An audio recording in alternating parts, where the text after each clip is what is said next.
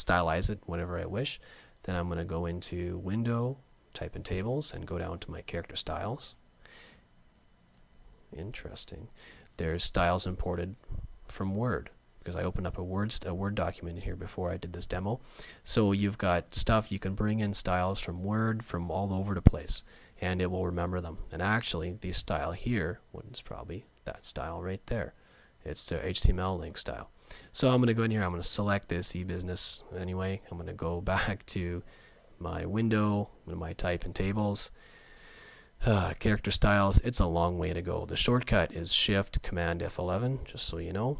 And I can go in here and it's got this selected. I'm going to make a new one, and it's going to character style number 1. I'm going to double click on that. I'm going to call it, let's see,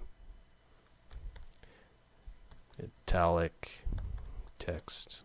Just for right now, I'm going to go OK. So now this is applied as a style. So now, for example, if I want to actually get anything else in that italic text, I select it,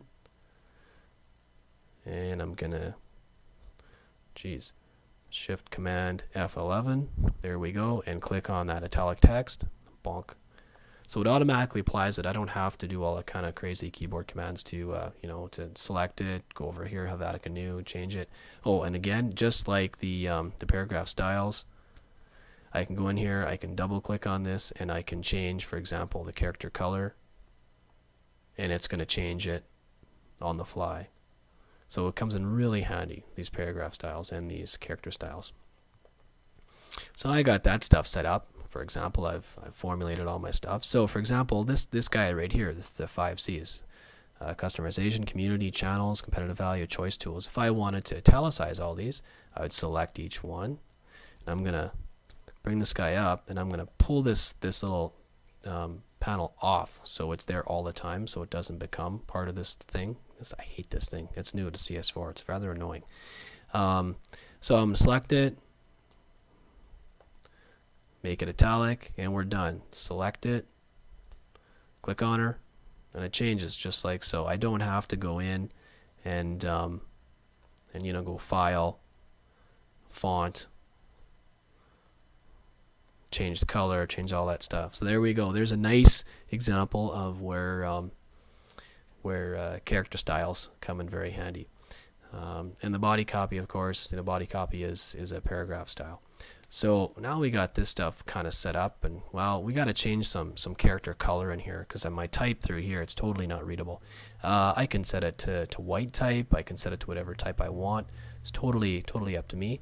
What I'm going to do is I'm going to go in here, and I'm just going to play with the actual size of this this text box. I'm going to make this a bit smaller. Maybe I want to bring it over here like so. So it kind of runs through this chunk right here. Not a problem at all.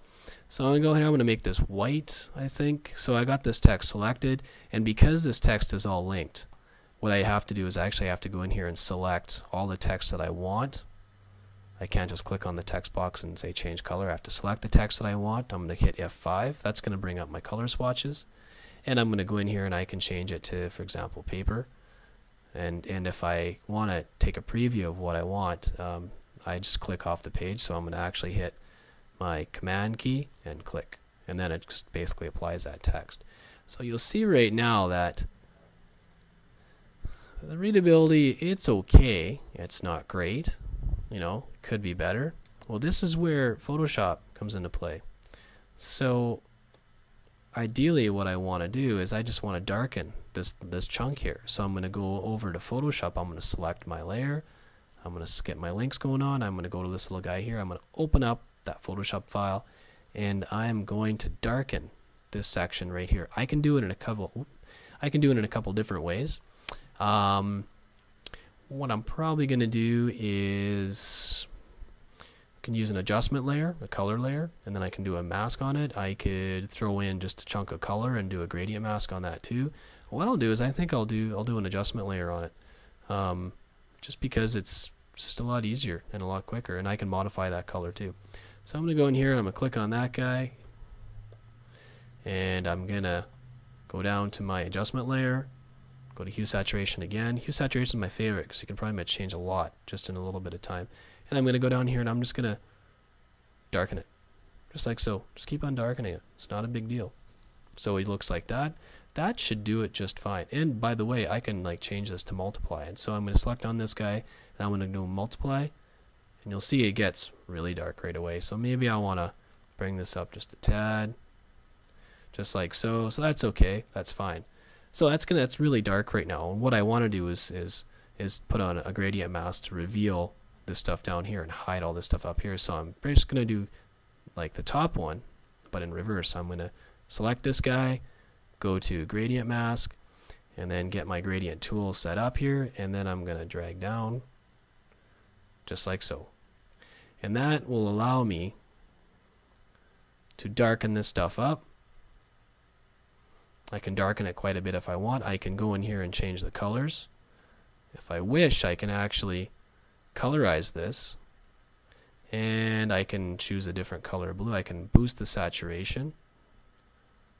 I'm just going to increase the lightness of this, and when I colorize it, what happens is that it turns the whites to blue. Everything just turns to that different that shade. So I'm going to increase.